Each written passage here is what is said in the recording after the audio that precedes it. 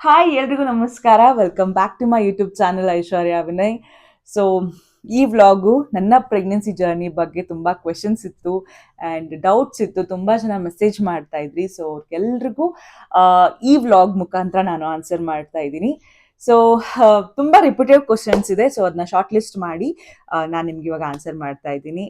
So ಮೊದಲನೇ questions, pregnancy positive ಅಂತ ಬಂದಾಗ ನಿಮ್ಮ ರಿಯಾಕ್ಷನ್ ಹೇಗಿತ್ತು, ನಿಮ್ಗೆ ಹೇಗೆ ಅನಿಸ್ತು ಅಂತ ತುಂಬ ಜನ ಕೇಳಿದ್ದಾರೆ.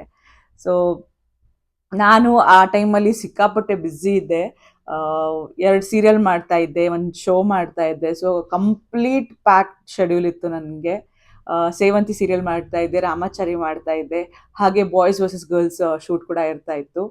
ಸೊ ನಾನು ಎಕ್ಸ್ಪೆಕ್ಟೇ ಮಾಡಿರಲಿಲ್ಲ ನಾನು ಪ್ರೆಗ್ನೆನ್ಸಿ ಪಾಸಿಟಿವ್ ಬರುತ್ತೆ ಅಂತ. ಪಾಸಿಟಿವ್ ಬಂದಾಗ ಸಖತ್ ಖುಷಿ ಆಗಿತ್ತು. ಬಿಕಾಸ್ ಶೂಟಿಂಗ್ ಲೈಫ್ ಅಂದರೆ ಯೂಶಲಿ ಗೊತ್ತೇ ಇರುತ್ತೆ, ಟೈಮಿಂಗ್ಸ್ ಇರಲ್ಲ. ಬೆಳಗ್ಗೆ ಹೋದರೆ ರಾತ್ರಿ 11 ಗಂಟೆ 12 ಗಂಟೆಗೆ ಮನೆಗೆ ಬರ್ತೀವಿ.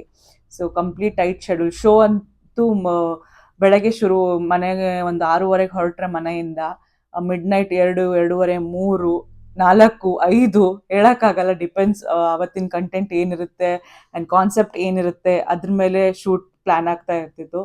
ಸೊ ತುಂಬಾ ಟಯರ್ಡ್ ಆಗ್ತಾ ಇತ್ತು. ಫುಲ್ಲು ಸ್ಲೀಪ್ಲೆಸ್ ನೈಟ್ಸ್, ನಿದ್ದೆನೇ ಇರ್ತಿರ್ಲಿಲ್ಲ, ಊಟ ಇರ್ತಿರ್ಲಿಲ್ಲ, ಕರೆಕ್ಟಾಗಿ ನೀರು ಕುಡಿತಾ ಇರಲಿಲ್ಲ.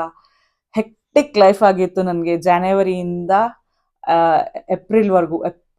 ಏಪ್ರಿಲ್ ಸ್ಟಾರ್ಟಿಂಗ್ವರೆಗೂ. ಬಿಕಾಸ್ ಏಪ್ರಿಲಲ್ಲಿ ರಾಮಾಚಾರಿಲಿ ನನ್ನ ಕ್ಯಾರೆಕ್ಟರ್ ಸ್ವಲ್ಪ ಕಮ್ಮಿ ಆಗ್ತಾ ಬಂತು. ನಾನು ಯಾವಾಗ ಒಳ್ಳೆಯವಳಾದ್ನೋ ಸೊ ನನ್ನ ಕ್ಯಾರೆಕ್ಟರ್ನ ಸ್ವಲ್ಪ ಕಮ್ಮಿ ಮಾಡ್ತಾ ಬಂದರು. ಸೊ ಆವಾಗ ಸ್ವಲ್ಪ ನನಗೆ ರೆಸ್ಟ್ ಸಿಗೋಕ್ಕೆ ಶುರುವಾಯಿತು. ಬಿಕಾಸ್ ಸೇವಂತಿ ನಾನು ಮಂತ್ಲಿ ಒಂದು 5-6 ಡೇಸ್, ಮ್ಯಾಕ್ಸಿಮಮ್ 7 ಡೇಸ್ ವರ್ಕ್ ಮಾಡ್ತಾ ಇದ್ದೆ. ಶೋ ಒಂದು ವೀಕ್ಲಿ ಒನ್ಸ್ ಇರ್ತಾ ಇತ್ತು. ಸೊ ಆವಾಗ ಸ್ವಲ್ಪ ನಂಗೆ ರೆಸ್ಟ್ ಸಿಕ್ತು. ಅಲ್ಲಿವರೆಗೂ ಕಂಪ್ಲೀಟ್ ಟೈಟ್ ಶೆಡ್ಯೂಲಲ್ಲಿ ಕೆಲಸ ಮಾಡ್ತಾ ಇದ್ದೆ. ಸೊ ಅದು ಅನ್ಎಕ್ಸ್ಪೆಕ್ಟೆಡ್ ಆಗಿ ಪಾಸಿಟಿವ್ ಅಂತ ಬಂದಾಗ ನನಗೆ ಸಖತ್ ಖುಷಿ ಆಯಿತು. ಬಿಕಾಸ್ ನಾವು ಟ್ರೈ ಮಾಡ್ತಿರುವಾಗ ಅದು ನೆಗೆಟಿವ್ ಬಂದಾಗ ಸಖತ್ ಬೇಜಾರಾಗ್ತಿತ್ತಲ್ಲ. ಸೊ ಇದು ನಾನು ಏನು ಎಕ್ಸ್ಪೆಕ್ಟೇ ಮಾಡಿರಲಿಲ್ಲ. ಅವಾಗ ಪಾಸಿಟಿವ್ ರಿಸಲ್ಟ್ ಬಂತು, ತುಂಬ ಖುಷಿಯಾಗಿತ್ತು. ಸೊ ಎರಡನೇ ಪ್ರಶ್ನೆ, ಫಸ್ಟ್ 3 ಮಂತ್ಸ್ ಆಫ್ ಪ್ರೆಗ್ನೆನ್ಸಿ ಹೇಗಿತ್ತು, ಏನೇನು ಪ್ರಿಕಾಷನ್ಸ್ ತಗೊಂಡ್ರಿ, ನಿಮಗೆ ಹೇಗೆ ಅನಿಸ್ತಾ ಇತ್ತು, ನಿಮ್ಮ ಬಾಡಿ ಹೇಗೆ ಸಪೋರ್ಟ್ ಮಾಡ್ತು ಅಂತೆಲ್ಲ ಕೇಳಿದ್ದೀರಾ. ಸೊ ಫಸ್ಟ್ 3 ಮಂತ್ಸ್ ಯಾಕೆ, ಫಸ್ಟ್ 4 ಮಂತ್ಸು ನಾನು ವರ್ಕ್ ಮಾಡಿದ್ದೀನಿ. ಸೇವಂತಿ ಸೀರಿಯಲ್ ಶೂಟ್ ಮಾಡ್ತಾ ಇದ್ದೆ ನಾನು. ಸೊ ಫಸ್ಟ್ 4 ಮಂತ್ಸು ನಾನು ವರ್ಕ್ ಮಾಡಿದ್ದೀನಿ. 5th ಮಂತ್ಗೆ ನಾನು ಧಾರವಾಡಿಗೆ ಬಂದಿದ್ದು. Touch wood, by God's grace ನನಗೆ ಯಾವುದೇ ಥರದ ವಾಮಿಟಿಂಗ್ ಆಗಿರ್ಬೋದು, ಊಟ ಸೇರದೇ ಇರೋದಾಗಿರ್ಬೋದು, ಸುಸ್ತಾಗಿರ್ಬೋದು, ತಲೆ ಸುತ್ತು ಬಂದಂಗೆ ಆಗಿರ್ಬೋದು, ಇದು ಯಾವುದೂ ಆಗಲಿಲ್ಲ ನನಗೆ.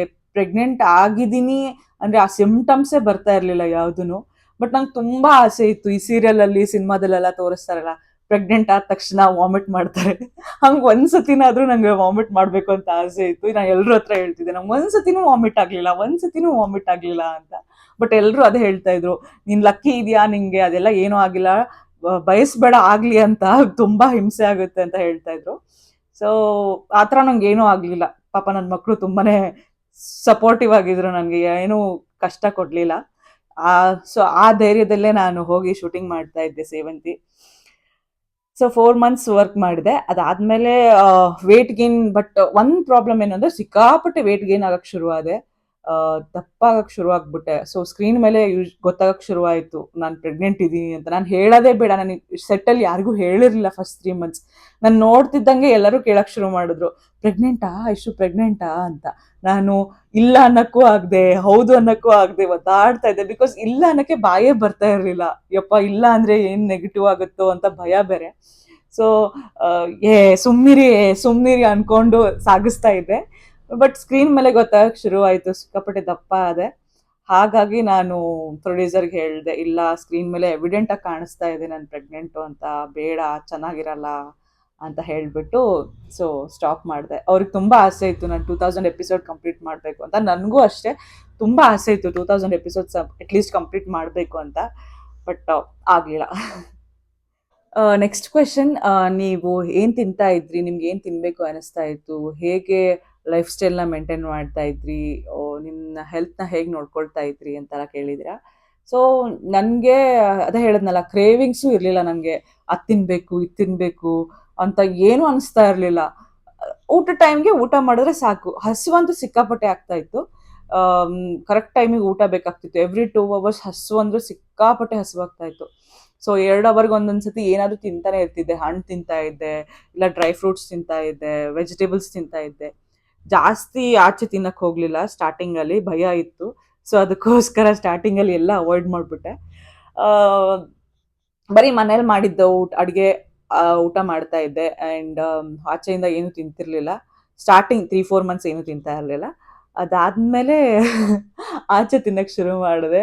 ಬಟ್ ಅನ್ಫಾರ್ಚುನೇಟ್ಲಿ ನನಗೆ ಇನ್ನೊಂದು ಪ್ರಾಬ್ಲಮ್ ಇತ್ತು. ಅಂದರೆ ಎದೆ ಉರಿ. ಏನು ತಿಂದರೂ ತಡ್ಕೊಳ್ಳೋ ಶಕ್ತಿ ಇರಲಿಲ್ಲ.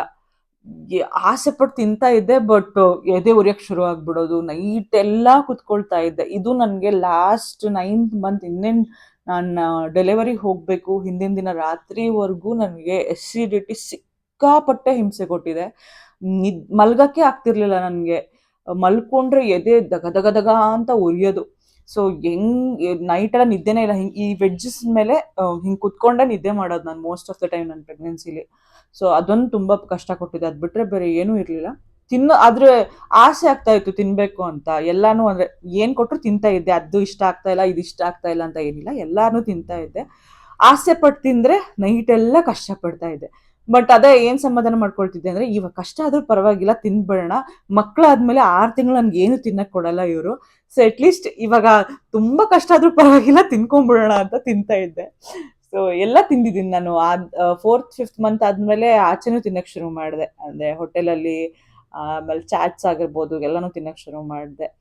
ಅದೇ ಹೇಳಿದ್ನಲ್ಲ, 6 ಮಂತ್ಸ್ ಇವಾಗ ಫೀಡಿಂಗ್ ಮಾಡ್ತಿರೋದ್ರಿಂದ ಏನು ತಿನ್ನಕ್ಕೆ ಅವಕಾಶ ಇರಲ್ಲ ಅಂದ್ಬಿಟ್ಟು ಅವಾಗೆಲ್ಲ ಚೆನ್ನಾಗಿ ತಿಂದಿದ್ದೀನಿ. ಸೊ ಎದೆ ಉರಿ ಮಾತ್ರ ನೆಕ್ಸ್ಟ್ ಲೆವೆಲ್ ಇತ್ತು, ಎದೆ ಉರಿ. ಸೊ ಯಾರಾದರೂ ಪ್ರೆಗ್ನೆಂಟ್ ಇದ್ದರೆ ಅವ್ರಿಗೆ ಗೊತ್ತಿರುತ್ತೆ ಎದೆ ಉರಿ ಹೇಗಿರುತ್ತೆ ಅಂತ. ವರ್ಸ್ಟ್ ಅದು. ಸೊ ಇನ್ನೊಂದು ಮೋಸ್ಟ್ ಆಸ್ಟ್ ಕ್ವಶನ್ ಅಂತ ಅಂದರೆ, ಎಷ್ಟು ವೇಟ್ ಇದ್ರಿ, ಎಷ್ಟು ವೇಟ್ ಆದ್ರಿ ಅಂತ ಕೇಳಿದ್ದಾರೆ. ನಾನು ವೇಟ್ ಬಗ್ಗೆ ಹೇಳಬೇಕು ಅಂತ ಅಂದರೆ, ಅದು ಹೇಳಿದ್ನಲ್ಲ, ಪ್ರೆಗ್ನೆನ್ಸಿ ಸ್ಟಾರ್ಟಿಂಗಲ್ಲಿ ನನಗೆ ಯಾವ ಸಿಮ್ಟಮ್ಸು ಗೊತ್ತಾಗಲಿಲ್ಲ, ದಪ್ಪ ಒಂದು ಆಗ್ತಾ ಇದ್ದೆ ಅಂತ. ಸಖತ್ ವೇಟ್ ಗೇನ್ ಆಗ್ತಾ ಇತ್ತು. ವೀಕ್ಲಿ, ಮಂತ್ಲಿ ಅಂತೂ 1-2 kg ಹಂಗೆ ಹೋಗ್ತಾನೆ ಇದೆ, ದಪ್ಪ ಆಗ್ತಾನೆ ಇದೆ. ನಾನು starting of the pregnancy around 68-70 ಇದ್ದೆ. So end of the pregnancy ನಾನು I thought I will reach 100, but by God's grace ನಾನು 92ಗೆ ಸ್ಟಾಪ್ ಆಗಿದ್ದೆ. ಸೊ ಇನ್ನೇನು ಡೆಲಿವರಿ ಹೋಗಬೇಕು, ಅವಾಗ ವೇಟ್ ಚೆಕ್ ಮಾಡಿದಾಗ 92 kgs ಇದ್ದೆ. ನಾನು ಸಖತ್ ದಪ್ಪ ಆಗಿದ್ದೆ. ಎಲ್ಲರೂ ನಾನು 4th ಮಂತ್ 5th ಮಂತಲ್ಲಿ ಇದ್ದಾಗಲೇ ಯಾವಾಗ ಡ್ಯೂ ಡೇಟು ಅಂತ ಕೇಳ್ತಾ ಇದ್ರು. ಅಷ್ಟು ದಪ್ಪ ಆಗ್ಬಿಟ್ಟಿದೆ. ಸೊ ಅದಕ್ಕೆಲ್ಲ ರೀಸನ್ ಏನು ಹೇಳಿ? ಟ್ವಿನ್ಸ್ ಇದ್ದಿದ್ದರಿಂದ. ಸೊ ಟ್ವಿನ್ಸ್ ಮಕ್ಳು ಇದ್ದಿದ್ದರಿಂದ ಸಖತ್ ವೇಟ್ ಗೇನ್ ಆಗಿತ್ತು. ಅದೊಂದು ತುಂಬ ಇವಾಗಂತೂ ಸ್ವಲ್ಪ ಕಮ್ಮಿ ಆಗಿದ್ದೀನಿ. ಡೆಲಿವರಿ ಆದ ತಕ್ಷಣ ಒಂದು ಸ್ವಲ್ಪ ವೇಟ್ ಲಾಸ್ ಆಗುತ್ತಲ್ಲ, ಮಕ್ಕಳ ವೇಟು, ಫ್ಲೂಯಿಡ್ ವೇಟು ಎಲ್ಲ ಹೋಗಿ ಒಂದು ಸ್ವಲ್ಪ ಕೇಜಸ್ ಡೌನ್ ಆಗಿದ್ದೀನಿ. ಸೊ ನೆಕ್ಸ್ಟ್ ಕ್ವೆಶನ್, ಹೇಗೆ ಆಕ್ಟಿವ್ ಆಗಿದ್ರಿ, ಏನೇನು ಎಕ್ಸಸೈಸ್ ಮಾಡ್ತಾ ಇದ್ರಿ, ಅಥವಾ ವಾಕಿಂಗ್ ಮಾಡ್ತಾ ಇದ್ರಾ ಅಂತೆಲ್ಲ ಕೇಳಿದ್ದೀರಾ. ಅದೇ ನನಗೆ ಟ್ವಿನ್ಸ್ ಇದ್ದಿದ್ದರಿಂದ ನಾನು ಎಕ್ಸಸೈಸ್ ಎಲ್ಲ ಏನೂ ಮಾಡ್ತಿರ್ಲಿಲ್ಲ. ನನಗೆ ಭಯ ಇತ್ತು. ಫಸ್ಟ್ ಆಫ್ ಆಲ್ ಏನಾಗುತ್ತೋ ಏನು ಅನ್ನೋ ಭಯ ಇತ್ತು.